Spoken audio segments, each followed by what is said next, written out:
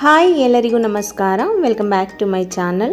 ನಾವೆಲ್ಲ ಹೊರಗಡೆ ಬರ್ಗರ್ನ ತಿಂದಿರ್ತೀವಿ. ಮನೆಯಲ್ಲೇ ಸಿಂಪಲ್ ಆಗಿ ಮತ್ತು ಒಂದು ಸಖತ್ ಟೇಸ್ಟಿಯಾಗಿರೋ ಬರ್ಗರ್ನ ಹೇಗೆ ಮಾಡ್ಕೊಳ್ಳೋದು ಅಂತ ಈ ವಿಡಿಯೋದಲ್ಲಿ ತೋರಿಸ್ತಾ ಇದ್ದೀನಿ. ಬನ್ನಿ ಹಾಗಿದ್ರೆ ಎಗ್ ಬರ್ಗರ್ನ ಹೇಗೆ ಮಾಡೋದು ನೋಡೋಣ. ನಾನಿಲ್ಲಿ ಬರ್ಗರ್ಗೋಸ್ಕರ 3 ಸೆಟ್ ಬರ್ಗರ್ ಬನ್ಸ್ನ ತೊಗೊಂಡಿದ್ದೀನಿ. 3 ಬರ್ಗರ್ಗೆ 3 ಮೊಟ್ಟೆ, ರುಚಿಗೆ ತಕ್ಕಷ್ಟು ಉಪ್ಪು, ಹಾಗೆ ಕಾಳು ಮೆಣಸನ್ನ ಕುಟ್ಟಿ ಪುಡಿ ಮಾಡಿ ಇಟ್ಕೊಂಡಿದ್ದೀನಿ. ಮತ್ತು ಟೊಮೆಟೊನ ಸ್ಲೈಸ್ ಮಾಡಿ ಇಟ್ಕೊಂಡಿದ್ದೀನಿ. ನೋಡಿ, ಈ ರೀತಿಯಾಗಿ ತುಂಬ ಸಣ್ಣದಾಗಿ ಕಟ್ ಮಾಡ್ಕೋಬೇಕು. ಹಾಗೆ ಆನಿಯನ್ಸ್ನ ಕಟ್ ಮಾಡ್ಕೊಂಡಿದ್ದೀನಿ ಸರ್ಕಲ್ ಶೇಪ್ನಲ್ಲಿ. ಮತ್ತು ಸೌತೆಕಾಯಿ ಸಹ ಸಣ್ಣದಾಗಿ ತೆಳುವಾಗಿ ಕಟ್ ಮಾಡಿ ಇಟ್ಕೊಂಡಿದ್ದೀನಿ.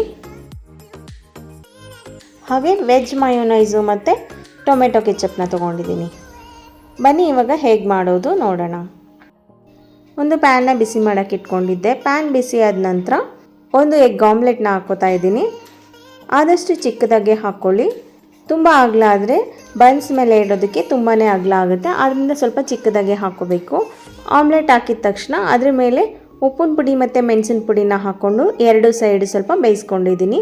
ತುಂಬ ಬೇಯಿಸೋದು ಬೇಡ, ಸ್ವಲ್ಪ ಸಾಫ್ಟಾಗಿದ್ದರೆ ಚೆನ್ನಾಗಿರುತ್ತೆ. ಮತ್ತು ನಾನು ಆಮ್ಲೆಟ್ಗೆ ಎಣ್ಣೆನ ಬಳಸಿಲ್ಲ. ನೀವು ಬೇಕು ಅಂದರೆ ಎಣ್ಣೆನ ಹಾಕ್ಕೊಂಡು ಆಮ್ಲೆಟ್ ಮಾಡ್ಕೋಬೋದು. ಇವಾಗ ಆಮ್ಲೆಟ್ ರೆಡಿಯಾಗಿದೆ.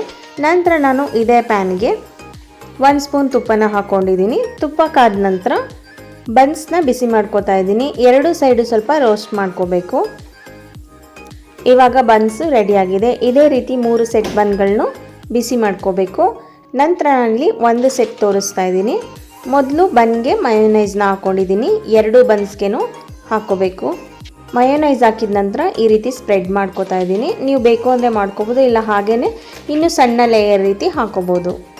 ಮತ್ತು ನಾನಿಲ್ಲಿ ವೆಜ್ ಮಯೋನೈಸ್ನ ಬಳಸಿದ್ದೀನಿ. ನೀವು ಬೇಕಿದ್ದರೆ ಎಗ್ ಮಯೋನೈಸ್ ಎಲ್ಲ ಬರುತ್ತಲ್ಲ, ಅದನ್ನು ಸಹ ಬಳಸ್ಕೋಬೋದು.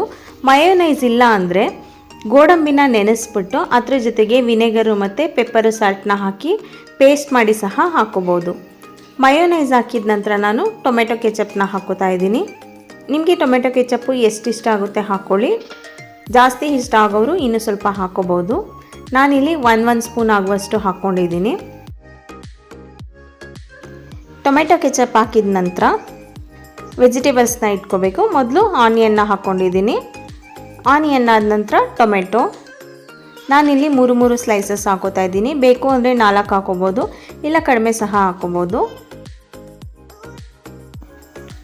ಟೊಮೆಟೊ ಆದ ನಂತರ ಸೌತೆಕಾಯಿನ ಜೋಡಿಸ್ಕೊಂಡು ಸೌತೆಕಾಯಿ ಮೇಲೆ ಎಗ್ ಆಮ್ಲೆಟ್ನ ಇಟ್ಕೊಂಡಿದ್ದೀನಿ.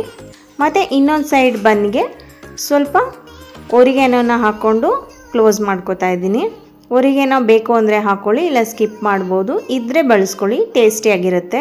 ಇವಾಗ ಬರ್ಗರ್ ರೆಡಿಯಾಗಿದೆ. ನಾನು ಇದೇ ರೀತಿ 3 ಸೆಟ್ಗಳನ್ನೂ ರೆಡಿ ಮಾಡ್ಕೊಂಡಿದ್ದೀನಿ. ನೋಡಿ ಎಷ್ಟು ಚೆನ್ನಾಗಿ ಬಂದಿದೆ ಅಂತ. ನಿಮಗೆ ಈ ರೆಸಿಪಿ ಇಷ್ಟ ಆಗಿದ್ದರೆ ಪ್ಲೀಸ್ 1 ಲೈಕ್ ಕೊಡಿ, ಹಾಗೆ 1 ಕಮೆಂಟ್ ಮಾಡಿ. ಮತ್ತು ನಿಮ್ಮ ಫ್ಯಾಮಿಲಿ ಫ್ರೆಂಡ್ಸಿಗೆಲ್ಲ ಶೇರ್ ಮಾಡಿ. Thank you.